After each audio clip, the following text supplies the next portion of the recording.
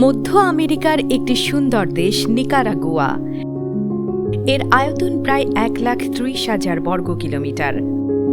উত্তরে হন্ডুরাস এবং দক্ষিণে কোস্টারিকার সঙ্গে এর সীমান্ত রয়েছে।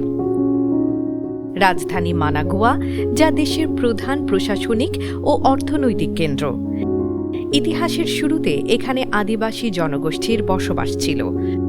1600 শতকে স্পেনীয়রা এই অঞ্চল দখল করে এবং দীর্ঘ সময় শাসন করে। 1821 সালে স্পেনের কাছ থেকে স্বাধীনতা লাভের পর নিকারাগুয়া বিভিন্ন রাজনৈতিক অস্থিরতার মধ্য দিয়ে যায়। বিশেষ করে 20 শতকে বিপ্লব, গৃহযুদ্ধ এবং রাজনৈতিক পরিবর্তন দেশটির ইতিহাসে গুরুত্বপূর্ণ ভূমিকা রেখেছে। বর্তমানে নিকারাগুয়া একটি প্রজাতান্ত্রিক রাষ্ট্র। তবে রাজনৈতিক পরিবেশ নিয়ে আন্তর্জাতিক মহলে নানা আলোচনা ও সমালোচনা রয়েছে, বিশেষ করে গণতন্ত্র ও মত প্রকাশের স্বাধীনতা নিয়ে।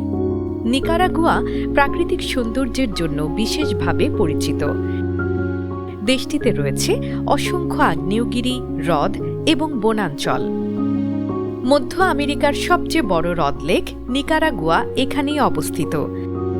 এই হ্রদ এবং আশেপাশের প্রকৃতি দেশটিকে অনন্য করেছে। নাগরিক জীবনে কিছু উন্নতি হলেও দারিদ্র্য এখনও বড় চ্যালেঞ্জ। স্বাস্থ্য ও শিক্ষা খাতে সীমাবদ্ধতা রয়েছে, বিশেষ করে গ্রামীণ এলাকায়। কর্মসংস্থান ও অর্থনৈতিক সুযোগও সীমিত। ধর্মীয়ভাবে অধিকাংশ মানুষ খ্রিস্টান, বিশেষ করে ক্যাথলিক। ধর্মীয় প্রতিষ্ঠানগুলো সমাজ জীবনে গুরুত্বপূর্ণ ভূমিকা পালন করে। ভ্রমণ ও পর্যটনের জন্য নিকারাগুয়া একটি উদীয়মান গন্তব্য।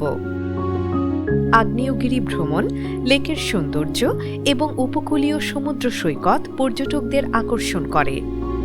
ঔপনিবেশিক শহর গ্রানাদা তার রঙিন স্থাপত্য ও ঐতিহ্যের জন্য বিখ্যাত।